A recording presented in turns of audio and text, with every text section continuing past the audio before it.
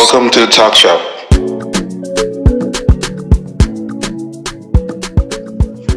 All right. Welcome to another episode. The best show in town. It's me, Bernie, my man Chimdi. Chimdi, how you doing? What up? We're good. Celebrating a win this afternoon, so we're good. Exactly. And we've got a wonderful guest who, if you can see, his beard is a cross between Rick Ross and James Harden, except it doesn't have like the heft of Harden, but like you can see it's circular, you know. very mature beard. I like it. It's coming back nicely. Nice, it is. nice. It looks good. Somkele, welcome to the talk shop. We've been meaning to have you on. We needed a government guy in. Welcome, Msme, man. We call him Msme. Sorry, we're gonna say that throughout this pod. Yeah. But his name is Somkele Awakalu. But yeah, welcome, bro. We've been meaning to have you on for a while now, but we obviously you force yourself on to like, yeah, why not just do it right now? Might as well. But yeah, welcome.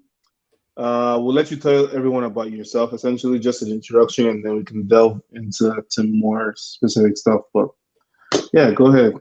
Okay, thank you guys. I've obviously been a fan of the podcast from the first episode, and I was like playing it cool, like let's see if they'll ask me. And when they did, I was like, look, I need this. I need to come in and banter with the lads. You get so Nice one. Somkele Awakalu. My guys know me as a scale. You know, that's only for day ones. I don't want to hear it. I'm currently in the office of the vice president. So I'm a special assistant to the president, economic research and data analytics. So essentially what that is that we try to steer the economy in the right direction by providing policy advisory to the vice president and other big stakeholders as the case may be.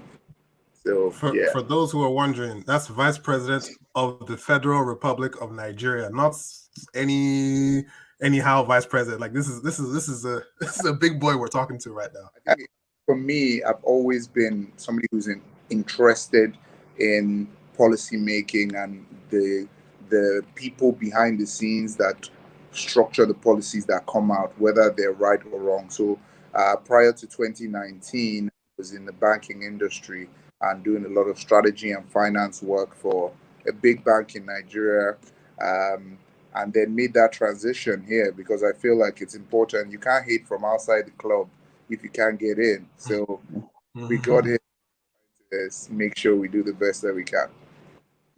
Nice. I like how he's so political now that he doesn't mention the name of the bank he used to work for before. Like, he said, there's nothing wrong with mentioning their name, bro. But I get it. It's part of politics, but yeah, that's we like that. We obviously we know you. We know what you're about. So we thought that it would be something. Obviously, in the last few months, you know, it's been a little bit tense. So you know, bringing you necessarily may not have been the best time, depending how you see it. So just letting things settle down a little bit in terms of what's going on with the government. Also, I mean, now that I hear this now, I knew you were more on the policy making, economic side of things, of advisory. Yeah. But, you know, the assumption would have been you can speak up on everything, and that's what you're there for the vice president. But clearly, your focus is more economy, strategy, stuff like that.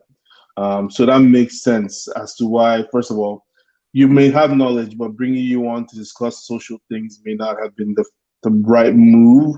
I'm sure you have your ears on the ground. You know what's going on. So it won't be out of your realm to speak about it. But the clarity is there now that you're more on the economic policy making side, which makes sense. So to expect you to have been vocal about certain things that people would have wanted may have been wrong. You know, it's possible you could obviously have an ear, but it's not your realm. So with that, sorry. if you look at things, a lot of things have economic ramifications. So even looked at as a social issue, there's always an economic impact in it. So if you look at, for instance, COVID-19 is a health crisis, but however, there are economic impacts to that. So you have to be knowledgeable and well versed around, okay, supply chain logistics, uh, healthcare infrastructure, what is going on, how is COVID-19 affecting that, and how does that impact GDP or impact the economy as a whole. So definitely I wouldn't be an expert in everything, but once it has an economic angle to it, it's important that my ears are on the ground, and you have an opinion or you have a position that you can take on that. That being said, I think a lot of people forget that public officials are still human beings and we still have our own take on things. But it's just like if you work in an organization, you can't just be on a whim and be talking on a whim. You have to have some kind of coordination in your ideology and the way you think. So yeah, It's like it would kind of be unfair of, we've done a few episodes, where, let me just say, we've not been complimentary of the people above you. Let me not sugarcoat it. We've not. So for us to, and it's good that you're here, because all we want to do is also show that, like, you can have a conversation with people, and we won't get into some of those things, but you can have a conversation with people who, I'm not saying I disagree with you. I don't disagree with you on anything from what I know.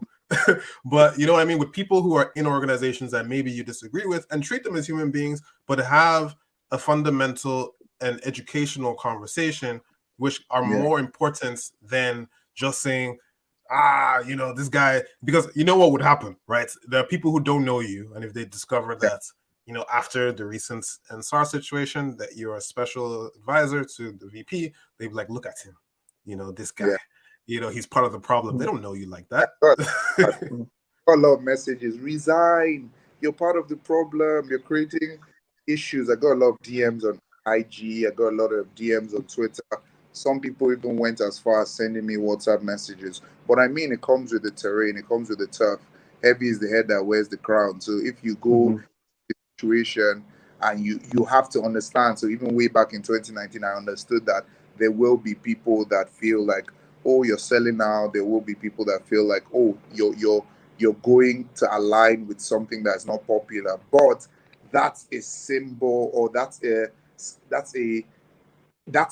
result of the times we're in. People are afraid to have discussions and rather just cancel, because they feel like if they have discussions, you can see that, okay, there is some common ground somewhere. They rather just say, oh, you're cancelled, or okay, yeah, you work for government, resign, or you're one of them. Whereas you can see, if you have discussions and if you have communication, you understand, okay, this is the policy direction, or this is the thought behind it. It might not be right, but it's unfair to just cancel it because there's some logic that led to that.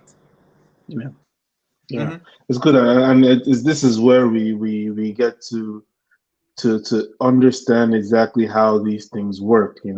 How your input works. What you're looking for, and that helps people like us understand. Like you said, once you begin to have the discussion, then the understanding is there. But the problem is, most people want to cut you off before you even begin to say anything. So yeah, it's good to have these discussions. Now, I don't know exactly what direction we want to go with this. You can do whatever you want to do, but just educating people on exactly a few things that you see and you work on, and how you've brought in. Because I don't know how the office, special advisors offices work in terms of how many of you are in the group, how many different sectors is the person is being advised. How does that work? Because I mean, you could either be one body in a group of 100, or in a small select group, just to get understanding. And I mean, you don't have to say, obviously the government is separate and everything should not be revealed, but whatever you can, just to make people understand your role and how government works from your point of view. That would be good. So that's a good question / good comment. So this is the way it works. It's the federal government. You understand? So it's like an institution, and there are roles that different people play.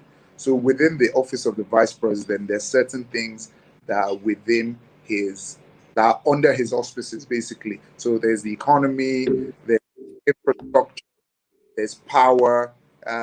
Prior to the development of the Ministry of Humanitarian Affairs, Disaster Management, and Social Impact, there were social investment programs under the vice president. So obviously, you have to, you have to put square pegs in square holes. You don't want to put square pegs in round holes. So obviously, I'm on the economic side because I'm an economist. So, for instance, one of the things that we have worked on, which has been very important, is what is called the Economic Sustainability Plan. So, you look at how in America now, they just signed off on this fiscal stimulus where they're giving people cash in their pockets and things like that. Nigeria has its own fiscal, monetary, real sector stimulus that is meant to jumpstart the economy. Uh, that came about as soon as COVID-19 and the full impact was assessed.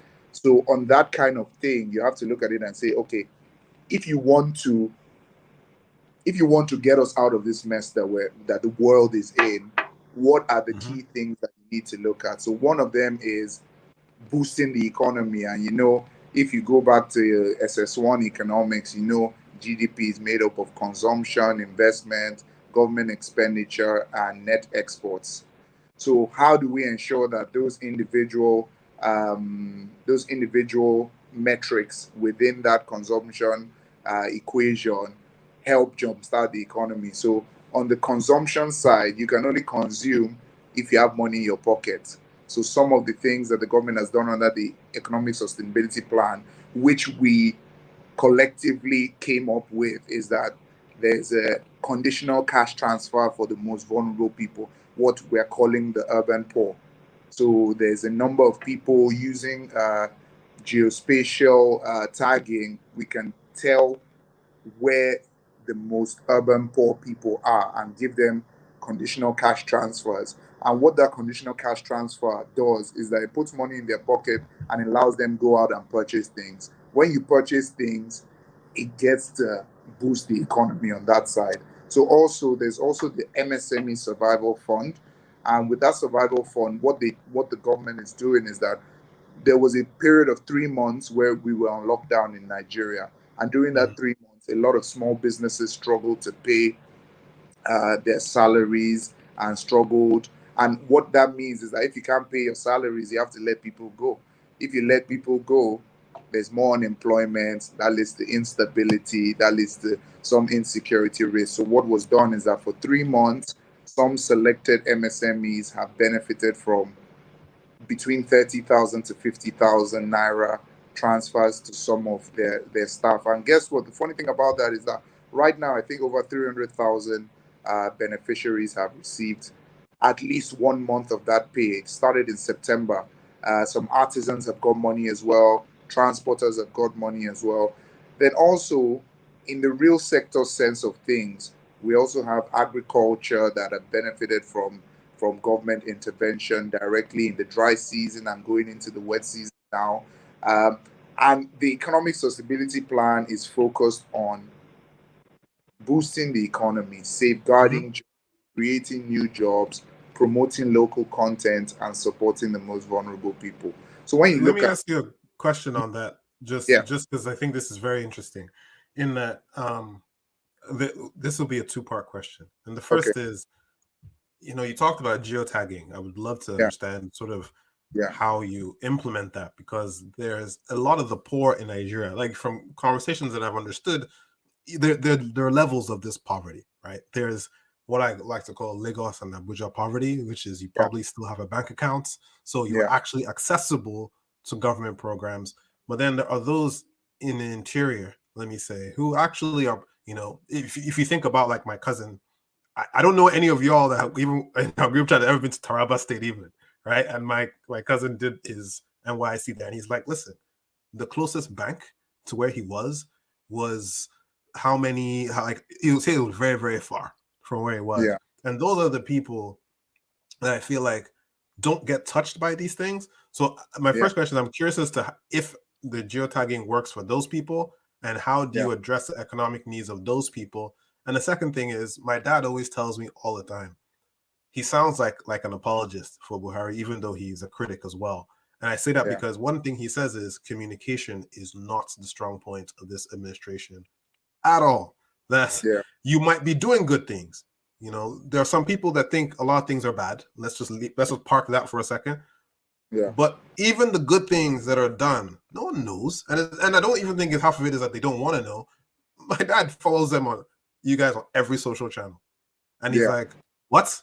Like, why is nothing being broadcast to the people to know, or at least being broadcast well? So the first question is about how do you reach those people in the interior, and the second question is, do you agree that there's a communication issue, and how do you what's being done to resolve it? Okay, so it's a great point. So I can't speak on the intricate details of the geotagging, but basically what it is that these comments have come up a lot where we're saying, oh, you're doing these conditional cash transfers or you're doing these programs for these people, but how do you essentially know where these people are? How can you track that the impact of what you're doing is actually going to the people that actually need it? So what, in conjunction with the World Bank, the Ministry of Humanitarian Affairs decided to embark on this geotagging program where when it's digitally enabled, nobody's going out and handing out cash. It's like when you're registered and you've gone through a series of criteria,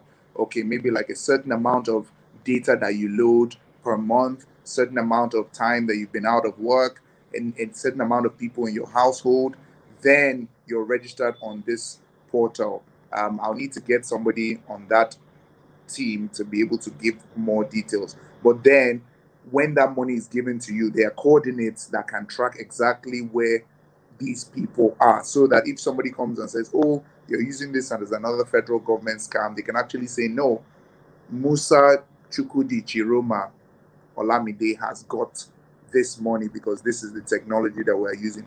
Of course, there is no such program in the world that is fail safe. There might be people who are not benefiting. But this now takes me into the second part of your question, where there's a significant trust deficit in the government, whether or not that is the government's fault. But Nigerians are always quick to say is a lie. It's not happening. It's not going. Even beneficiaries. I'll give you an example. For this MSME Survival Fund, I got some people who I knew that had small businesses to register. The guy has received 3 months of that pay. His staff have received 3 months of that pay. The very same day I knew when his staff got that money, he went on Twitter to blast government. At no point did he acknowledge and say, look, man, yeah, the government is not doing XYZ right. But however, we have gotten some for this month, September, October, or November, we have gotten this thing. So there is obviously not a long way to go, but there are also areas of improvement in terms of communication. But also, where are you looking for that communication? Are you looking for communication on Twitter? Are you looking for communication on Instagram? What percentage of the population has that internet penetration? Because we sometimes sit down and think that we're on Twitter, we get a lot of information from Trump, from CNBC, from CNN, from whoever on Twitter, but are people actually checking NDA to see what's happening?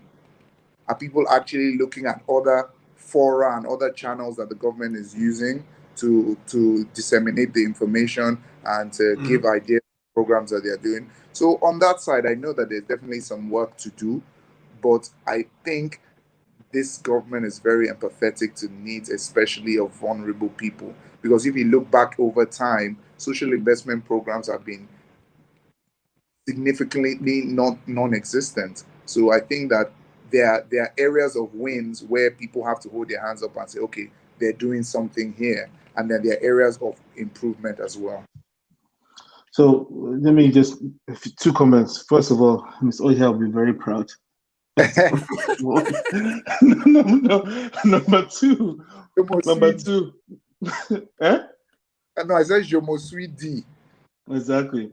But the other thing is, I understand that the sources people get their communication from and the information from is not necessarily consistent or stable, or it's not the right places. But at the same time, what is the reason why it's only NTA and certain outlets that get certain things?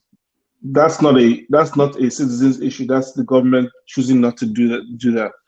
The law, the information should be circulated everywhere. There should be, I mean, obviously we don't have a situation like we have in America, where press officers go to the White House and get briefings and stuff like that, like But from why though? Why everywhere, not? right? Like, That's my the question. right? What is the? You may not know this. Oh God, We lost him. Oh shit. Yeah, 21. All right, no, we'll wait for him. Okay. You're gonna ask a good question though. Yeah, because I'm like, what does the government do to get that out there? That's my question. Essentially, is it not their responsibility? You If know, they have these regular briefings, right? At least you can. It creates a focal point that you're talking about. Yeah, or even at the very least, new laws or proposals or whatever should be published, you know, and sent to all these, you know, stations to broadcast on their own time. Because when I'm assuming this, the problem is that we don't even know. I'll ask him, Sha. I'm assuming that these stimulus things they're doing are an act of legislation, right? There has to be some kind of bill passed for it to happen. Mm-hmm. Or maybe not, because Nigeria is do whatever has to be done, bypass whatever you have to bypass. So there might not be. So there might not be. So that's the question I have to ask you. Let's see. I've taken a note so I can cut it. Let me see where he is. Or are you messaging him? Yeah. Okay, I'll let you do that.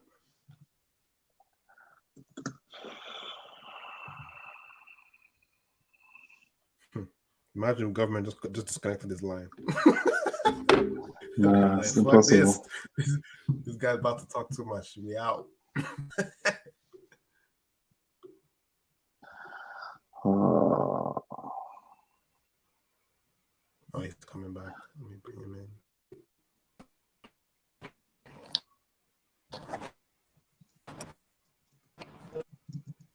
Sorry, I hope it can be edited. Yeah. I took a note of the time, so no problem. Yeah. Okay. Yeah. So sorry. Let me go back into what you were saying, Chimdi. So we can take all these suggestions. You know, there are a lot of people that come online and say they try to act like, okay, no, we're doing the best we can and nothing can be improved. Of course, these suggestions can be taken, but you have to look at it that we can't always compare. Some of these comparisons are not apples to apples. It's not oranges to oranges. There's a reason why the press corps in America can go to the White House, because the media is not dominated by. So for instance, obviously Democrats own some papers, Republicans own some papers, but there in Nigeria there's some perhaps selfish interests that control some of this media, so they will still spin it in the way they want to spin it. As for whether NTA is the right channel, we need to look at the numbers, and we need to look at numbers and say how many people are still watching NTA. It's not me and you that is targeted at, because we go and get our stuff online because we have that mobile data and we have the internet penetration that is necessary to go on these platforms. But NTA still works for some people. Should we bring more information to social media and to this emerging new media? Of course. And it's something that's being worked on, because if you see the president's handle is very active and tweets out a lot of stuff. The vice president's handle is very tweets out a lot of stuff. The CBN, when policies come out, as much as possible in real time, we tend to bring those information to where it can actually be accessed. So again, sorry about that. No, it's cool now. Soon my own is coming soon. Watch out.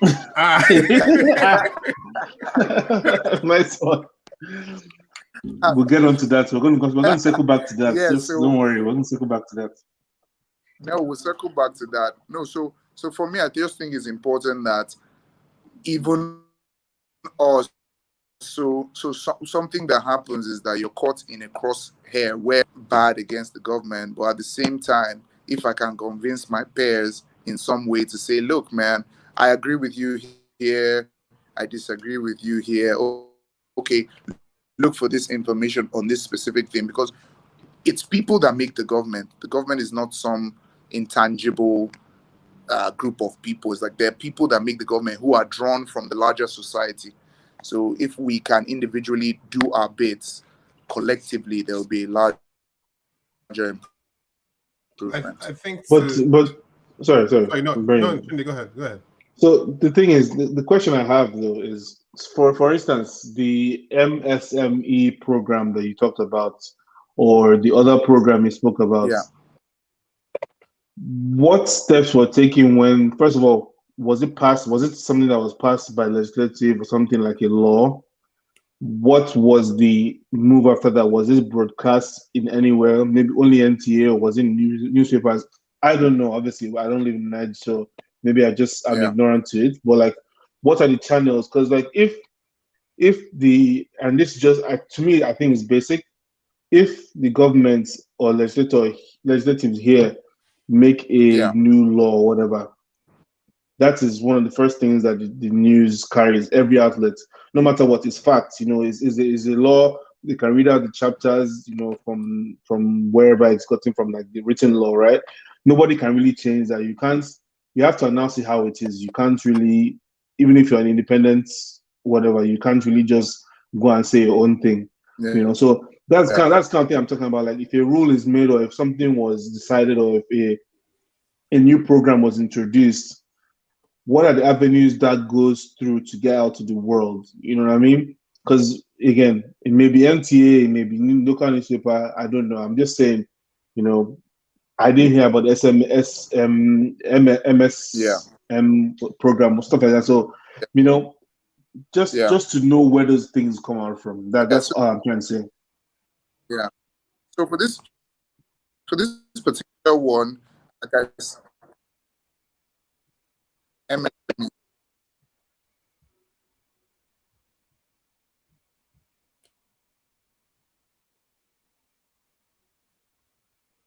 Yeah, so like I said at the beginning, the economic sustainability, so it was passed by the law executive and real sector.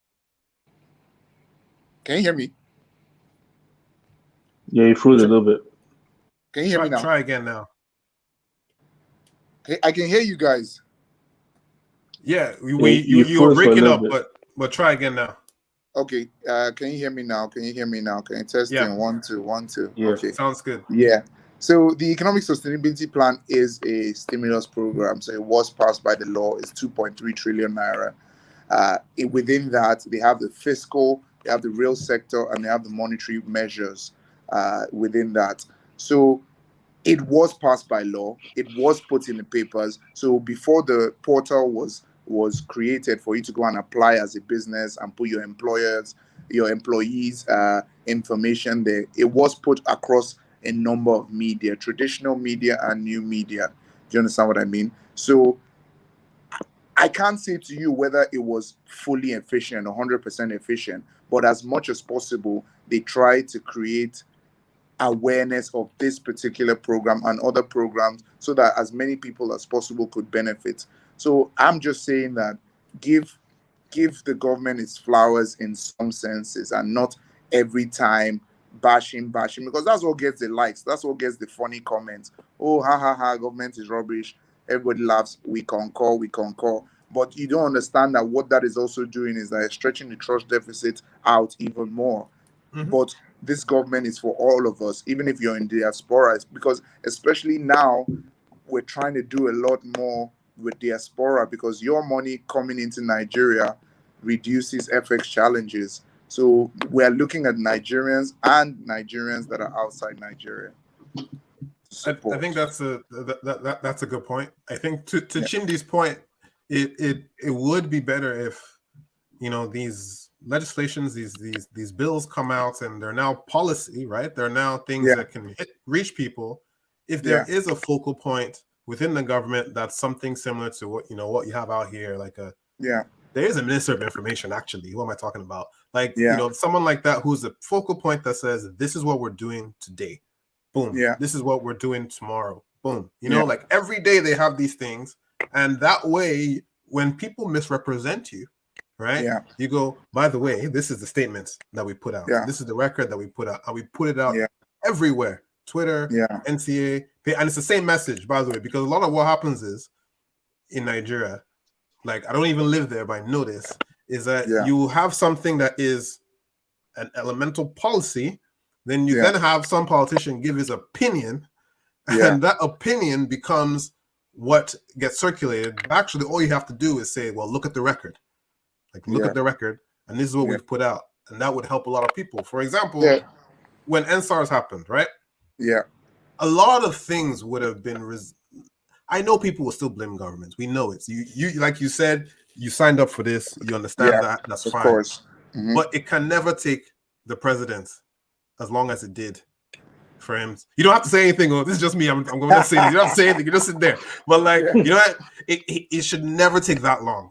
In any other country, like, you know, in Canada, they'd be out that's within an hour Yeah. of that talking to people. You can't have that gap, because what that does is it makes it look like, oh, they're trying to craft the story, or oh, Yeah. they're trying to do this, or they're trying to do that. Like, you got to come out with information to people in a critical situation. And I think there is still an element of, well, what do we owe you this for? You know, and I think in the future, as a future leader, you're coming out to be a future leader, hopefully, you know, Yeah. hopefully I get to vote for you at some point in my life. If whatever you decide to do, that's not pressuring you for anything, but like Yeah. that needs to change, because unfortunately in government, yes, there is a trust deficit and people need to do more, but really the onus is on you, right? Like, you can beg people all you want to be more accepting, but you Yeah. have to bend over backwards for the people, right? Yeah, So I'll come with always the, less is more is not useful. yeah, I'll come with the contrary. I would say contrary, but the opposing side of the table. There's a famous man in America that once said something in his inauguration speech: "Ask not what your country can do for you, but ask what you can do for your country." I think that man was JFK. Yeah. I think. But what I'm saying is that these are fair comments, and I'm noting it down as feedback. But I think that it's the we're all cogs within the wheel of the government of Nigeria. Do you understand what I mean? So you have to ensure that at all points there is coordination in communication. There is coordination, because you know America is a different kind of beast. So if you come out here now and say something and you don't have all the facts, you look even sillier here. So I'm not saying anything about timing or whatever the response is. But if you look at the NSAS protest now, yeah, I don't want to say anything controversial as a young man. We can leave it. So I'm just gonna say we can leave you know it. What, let me think about whether I want to do this or not. let's leave it. Let me think about that. But I just feel like these are great comments, and constructive criticism is good. Do you understand? When you put your points like this. But what I see all the time is just people being vehement and being obnoxious and all those kind of negative connotations when you're talking about the government. But you don't understand that you're driving a wedge between you and the government even more. Do you understand what I mean? Now, in that respect, I'm going to make two comments. One is there is a wedge. On a basic level, because the lifeblood of the country at this moment is 30 to 45 years old. Yeah. The people ruling the country at this moment are, lack of a better word, dinosaurs. No, I mean, Chimdi, just not to cut you off, but just so that I don't forget what I want to say about that. I think it's also important for people to know that age is one thing, a mindset is one thing. So you have people within that 30 to 45 category that have this dinosaur mindset that you speak about anyway. Very true. Do you understand? You have people that values that we were taught growing up is gone out the window. you Yeah. understand? So if you give them the staff of office, or if you give them, they're going to be even worse, because Yeah. they're not going with the same values we were taught. If you think back at the things that we learned in secondary school, some of those things were jarring, and they were horrible at the moment, but that is the foundation of what your integrity is about. Okay, even when they made us wear, so in Loyola, at some point, they made us start wearing all the same sandals, Mona Matthews, which were the worst. Sorry, Mona, if you're still in production, it was the worst then. But that kind of gave you the grounding of, look, man, while you're here, everybody's equal. Treat everybody equally. So if you continue with those same values, whether you get to 60 or you get to 70, you will still have that same kind of the right mindset. So my problem is that, yes, more people need to be a government that is reflective of the current reality in Nigeria. But it's not just because they need to have the right mindset, because it's a hell of a burden. If you look at presidents across the world, they get in there looking young, youthful. By the time they see some classified memos and they see some things, the hair gas begin they grill. So Yeah. it's not a joke at all. So I hear you, but I just think that clamor for not too young to run, let us also specify and make sure, okay, there's gender representation. Okay, let's get more women on board. Let's also get the right people with the right mindset, who are not just looking to carry the coffers of the nation and flex in the club. Yeah. Obviously, I think that goes without saying. Hopefully, you know, yeah, I agree. You're right. There's a lot of people in our generations that are theoretical, that are worse than the people that were complaining about it, in terms of they were raised in the same generation as us, but they think so behind, and it makes them more dangerous, because Yeah. the way they can use modern things to make things worse Hmm. is exponential. So I agree with you there. Yeah. So I, that's I, that's that's that's great. Yeah. yeah, I agree with that totally. I'll add one more slightly controversial comment that you can blow it away if you want to, but let me just get these out here, because Let's go. I threw. Oh, I think another aspect of distrust, and I know some people will say, oh well, it's not all the way true, but I think there's a lot of smoke and truth behind it. Is that if people understand that they're government officials, and by the way, when we talk about government, people don't actually realize there's House of Reps and all these other things, right? Um, those people need to do what they're supposed to do, which is represent the people and not represent themselves. And Somkele, you are the special advisor. You and I both know people in government who are self-serving. We both know people in governments who are, especially where we're from. We won't say you know what I'm Where talking about. Who essentially they're out there for themselves. They use the position to elevate themselves, and that is pretty much commonplace, I would say. And there's an argument about what they earn versus what people earn, senators and earn in America. People can decide what they want to, but I think that if the people didn't, if the people knew that these people cared, sorry, let me say this: there's a direct line between what these people earn and how much people think they care about them. You see what I mean? So Yeah. we have to get past this idea of, well, they deserve it because they're in government. No. If we've been slipping into poverty and all sorts of things have been happening in the country, there has to be a show of faith to the people, one Yeah. way or the other. I don't know how Yeah. it has to happen, but people cannot earn what they earn in those positions when the people that they represent have been falling back. And that's Yeah. another thing. And no one's going to give up their money. So we're going to get into a continuous cycle of distrust. But if people Yeah. did that, if people said, you know what, I'm going to reduce my salary by half even until I prove it to you that I've worked for you, things will start to change. But I don't think we will, because I think it's human nature. Yeah, no, I mean, I totally agree with you. But me, I'm not counting their pockets. I don't know what they earn.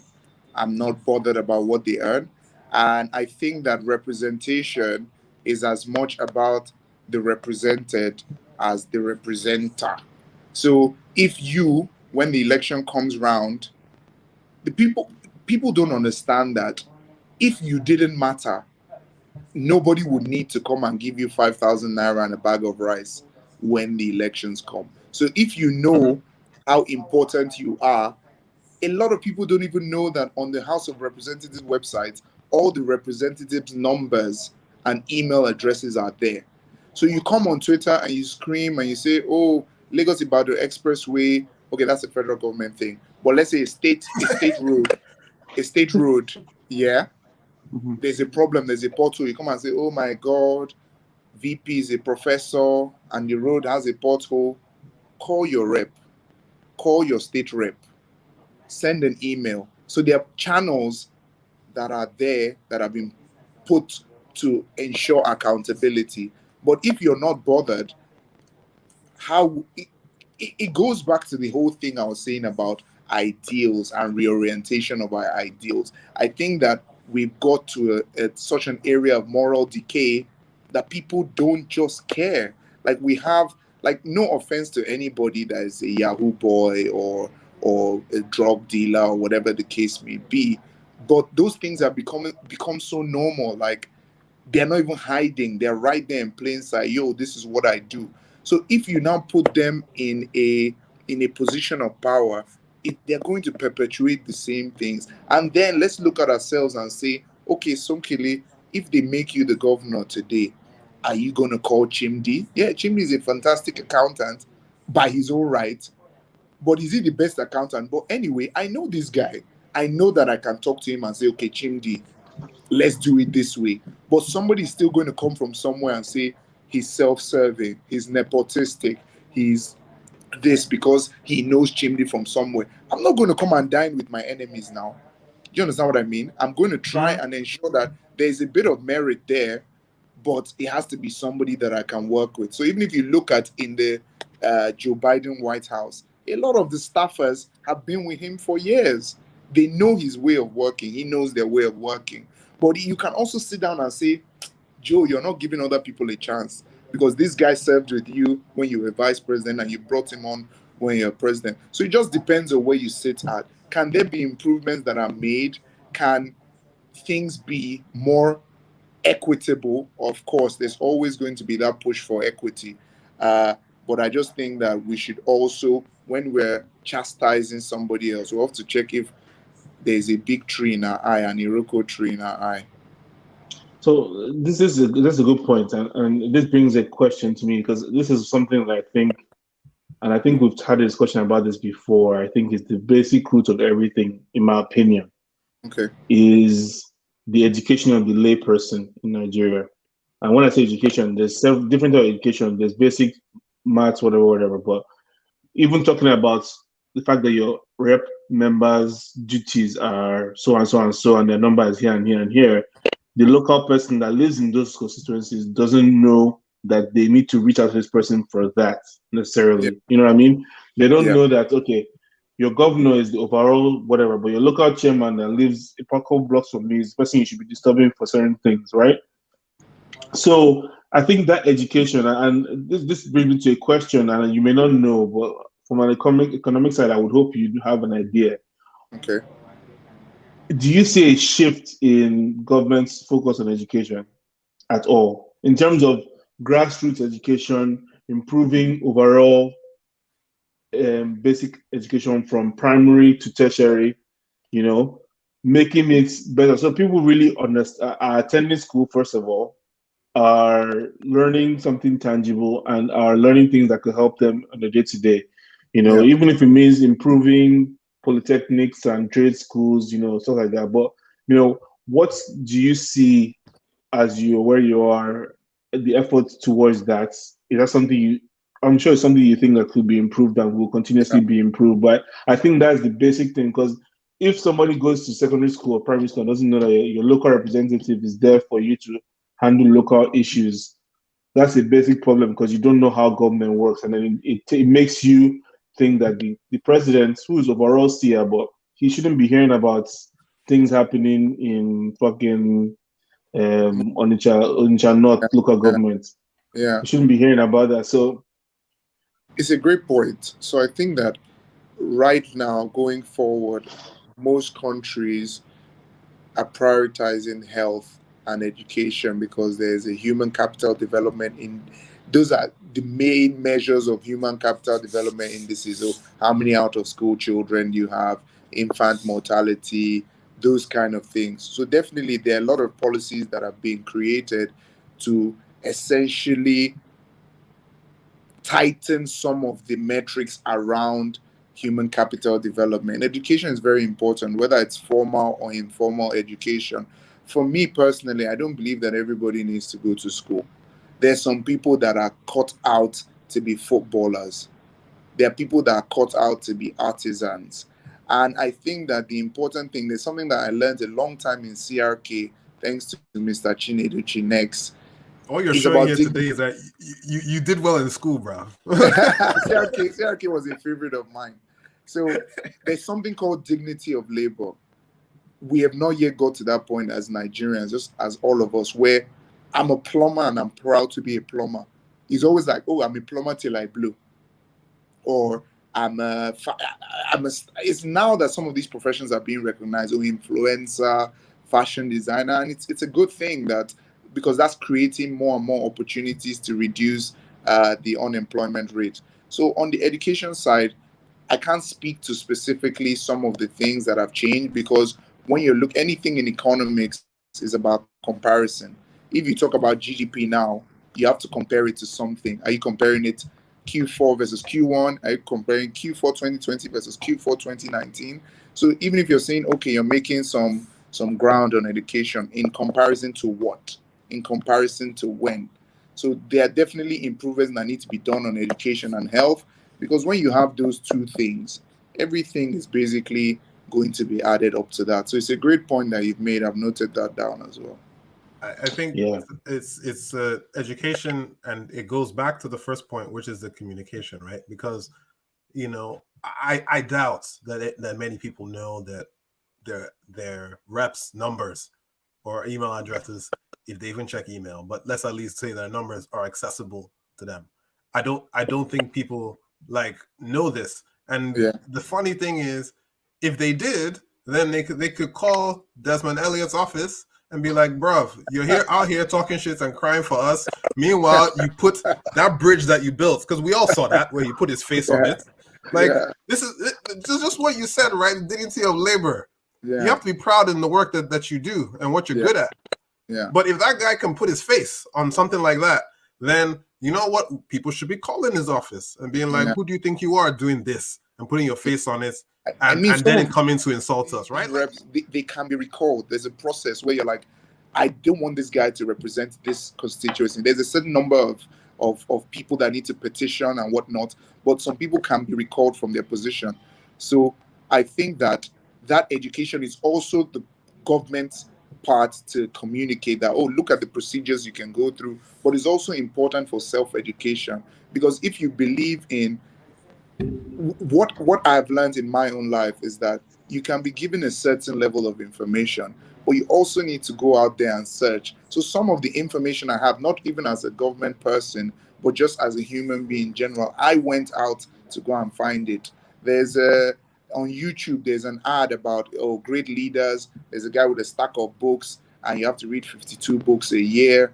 Nobody's going to come and throw those 52 books in your hand. You have to go on and say, okay, I want to learn about this. I want to learn about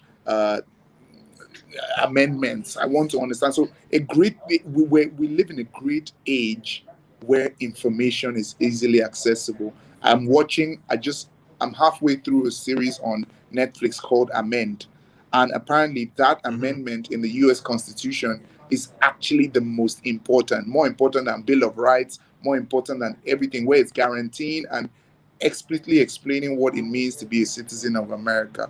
That's me going out there to find that information. It's there, but you have to actually click on that button, and watch the show. So I think that definitely on one side, you have to give out this information and explain to people. But I think people need to be curious enough, just the same way they are curious to see whether Lil Baby can shoot hoops on the basketball court or what Drake is wearing. You should also be interested in certain other things. I think it's I, fair I enough. I understand that, right? But this is what you said is correct. But we go back to being Nigerians and knowing that there are dead zones essentially in Nigeria.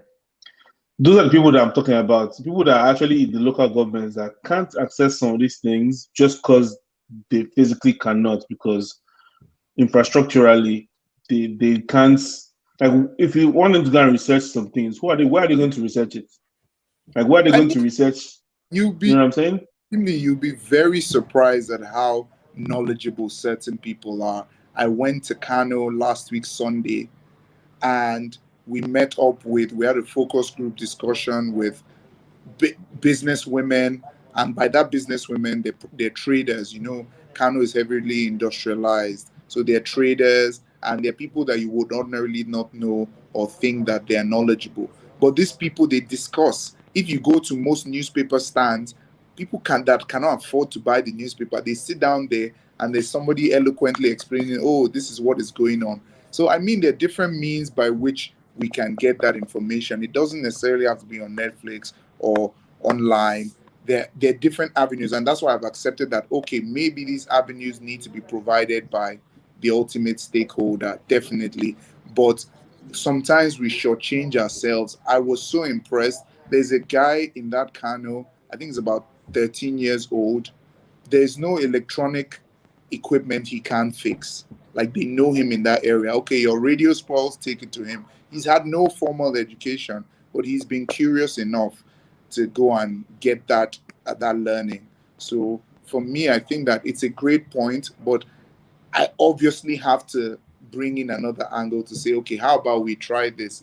If this has not been working, and we see that a lot of people are bandwagonists, they can't actually sit down and state what their position is on Mm. something. They probably heard somebody say it and jumped on that. And then when you now have a conversation with them and say, okay, why do you think like this? Why do you think, let's even bring it away from government, cancel culture? Why do you think this person should be cancelled? Why do you think that this person that said something 30 years ago should still be punished? And they're just like, no, he should be cancelled. Don't listen to that music. Don't watch that movie. So I think that there's an element of work that we individually have to do. And when we realize that the government is for the people, by the people, then we'll know that if we do our bits individually, as a collective, we'll be doing a lot better. I think that's a good point.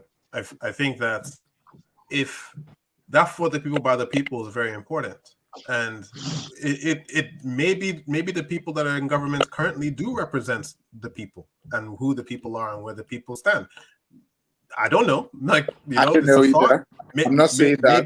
Maybe I'm not saying it either. Maybe it is, but it would be important, I think, for people to be able to, again, that trust deficit when people are, it happens everywhere in the world, but when people are just going APC, PDP, this is back and forth, it's like, what do you stand for, right? At least one thing I respect about America, even though I think it's a political shit show, and they do it in Canada all the time, is that I know what Republicans generally stand for. I know what Democrats generally stand for, in terms of, what liberal policies versus conservative policies. And I never say to anyone, you're right or you're wrong. I mean, there are certain things where I'll disagree, but the different approaches to what is the Yeah. same, hopefully, destination, which is a prosperous nation, right? Yeah. Yeah. But in Nigeria, it's difficult to trust that when someone just goes from here to here to here to here, because what is your actual fundamental belief for the future of this nation? It cannot just be that we get people out of poverty, or it cannot just be that there'll be more money for people at the top. Like, what is the fundamental vision? And I'm not sure what it is. I feel I have a little bit of sense of Buhari's in terms of, it feels a little bit socialist to me. It feels like it. I say it feels because I can't put my finger on it, but it feels Yeah. like it. But when everyone is moving from everywhere and anywhere, and there's snakes in the grass coming in, you really just can't trust something to say, you know what, I'm going to hitch my boat to this. But that's where, for me, you come in, because we have had, we won't get into it, long group chat conversations about where this country can go, Yeah. where people in the diaspora, what we can contribute. So I know this guy is genuine, though I'm peppering him a little bit, but guys, this guy is a genuine guy. Yeah. So He let cares. me just create a different kind of. Let me stimulate some thoughts for you and whoever is going to listen to it. If you sit down here as Bernie, you're in Canada, and Chimdi, you're in America, you can, when you hear about the American dream, you can kind of, most people will be around the same ballpark. Yeah. But because of the kind of cultural mix we're in and um, the kind of rich country we're in, nobody can actually, if you get 30 people now and it's a survey and you say articulate the Nigerian dream, it'll be different based on class, based on locality.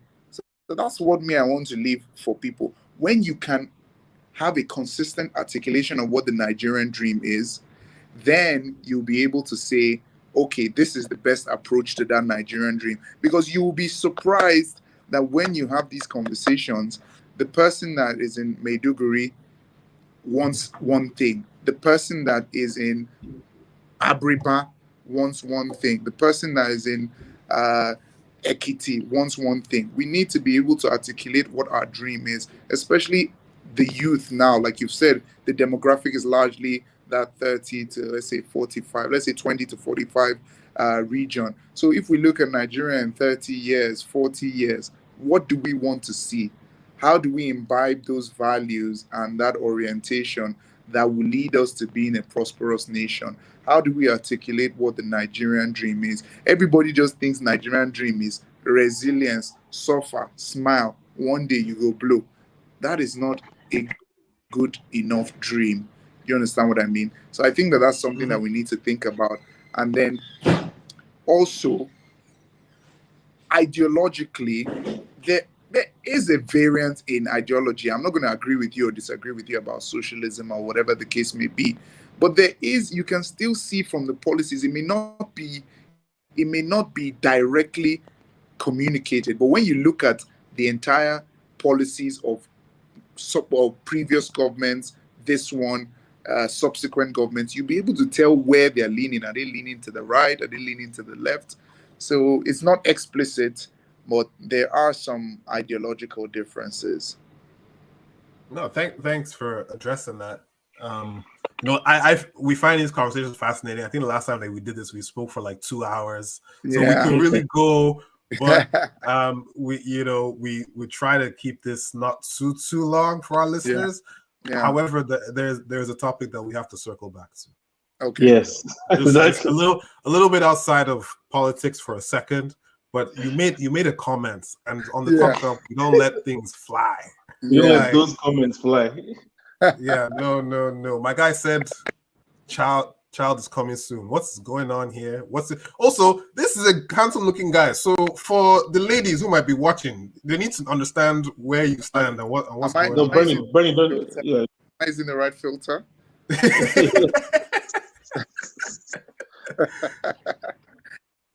Yeah, no, I mean on that conversation, I think as a Nigerian and as I like to think I'm well brought up. I look at what my parents have. They're big inspirations to me, and the way they've raised us. Obviously, I want to be able to have that same kind of relationship sooner rather than later. I'm not putting a timing on it, but when I see my friends, obviously I grew up with you guys, and I grew up with a lot of people who have kids now, and I see the blessings that children bring. You, as parents now, I'm sure you've seen things are moving swimmingly. There's just when you have that responsibility, and somebody is from you, it's conceived by you. You have a lot more soccer, and you have a lot more happiness. So I think that eventually, I think most of us have that ambition to find God-fearing partner that can give us God-fearing kids. This is the best answer to this. So political, it's incredible. I want that. I'm extremely happy whenever anybody tells me, oh, they're having a kid or they're getting married, I'm very happy. I always like to support because I've seen, I mean, I've known you, Bernie, we're all in GS1 together. I think that maturity, you've always been mature, but I think that having a wife and having a kid, there's a certain level of maturity you get. Chimdi as well. I saw Chimdi, what, 1 year ago? When was it that I saw you in that place? Yeah. And you can just tell that brings a different focus on life. You can't be self-interested because there's a whole human being that you have. So I think that it'll be a good thing for everybody. Yeah, definitely. It's a different chapter, different feeling. Trust me, things like you said, things refocus very hard right once you get to that point. So it's a good stage to be. But very, very, very good answer. You know, very, very. You're learning very fast. You're learning very fast. How to answer questions on your toes. I like it. It's good. But yeah, we thank you very much for coming. You really educated us. Honestly, I think we need to do something in terms of actually specifics, more like economic stuff. You know, just to learn exactly what is going. Because again, my mom. My mom was in CBN. She just retired, so I get my economic takes from her to understand what's going on. But to have somebody that's doing it on the inside of the government itself, it would be good to discuss. So we definitely need to do that kind of thing. But also I just wanted to add that I'm great at banter. It's not only economics. So if another day you want to, sometime in the future, maybe when your 100th episode, you want to call me and we can just chat about football or whatever, that's also good. But obviously, I think it's important to have these more serious conversations. I'm a big fan of the podcast. I always try to watch as much as possible. So it's a pleasure to be here. Nice one. Yeah, we definitely want to. We try to be, as growing men and as growing people and individuals, try to be more serious than not. At least have a topic to discuss. But you're right. We need to do a proper banter episode, a group chat mini. As well. You guys, definitely. We can hear you. We definitely prefer to have conversations like this because, like you said, we are curious about these things. We know many people are curious about it. The best way to digest it is as a conversation. So that's definitely what we try to achieve. Bernie, sorry, say what you want to say. Yeah, sorry guys. This kind of international. I don't know what's going on. What I was gonna say was I know Eskel, like I won't remember this at all, but like there's some things in Layla I remember like people say that's very specific that always stay with me because Eskel was a small guy back then. Like he's not small anymore, but he was a small guy back then. Like, and people used to try and pick on him, right? So like he developed this wit and banter. So like he couldn't fight you, but like he will insult you to the point that to me you've lost the fight. You know what I mean, right? So like I used to just sit back and watch. I didn't get into fights. I just sit back and watch. Like, how does this guy do this? And I'll never forget something he said. I won't say the guy's name, but to this guy, I think they like the same girl anyway. But like to this guy, he said to him, "Bro, your nose is so sharp, you can cut orange." And I was like, "Shit." You've actually captured it. It is because as a small guy, then I've never been a fighter. Do you get what I mean? Now, because of my size, I can probably slug it out. But I always had to have that weight. I always had to be. But that almost got me killed one time in school by our colleague Alfred. He chased me around, blasted him all afternoon. But then it's just in life when they give you a set of tools. I didn't get the height at that point. I didn't get the size. But it's not even about size because Chimney was not the biggest, but guys, they fear him. But I just had to. In fact, it's something I don't have anymore. I don't really talk too bad. I mean, I can throw some jabs here and there, but yeah, that's how it was then. Yeah. No, now you're good at because today I think if people get anything from today, noticed how articulate this man is, knowledgeable he is, and able to think on his feet. And it's the same skill. Like it's Yeah. just it was applied for evil back then, but necessary evil though. But now using it for the good of the people. So you know, I like that. I like that. Yeah, that's a good comment. But yeah, man, I really appreciate being on the show. Good luck with. We're going to be here when it's 500 episodes. Amen. When all the ads are coming in, and then you have to pan your camera so we can see some Duce or some Amanda Brick. Sponsorships. I appreciate this. No problem, man. Thank you for coming for real. Like, very good conversation. All right, thanks, man. Peace. All right. He's gone. That wasn't his internet. He just left. Yeah. Well, yeah, that was a good one, man. We really enjoyed that. I again, like we try to have these conversations because we know otherwise many of us won't have them, and thankfully we have people in these positions that we can speak to about stuff like this. So, I think the next major thing I want is either both or one of our parents to come on. That's talk about something. Yeah, but the thing, I mean, obviously,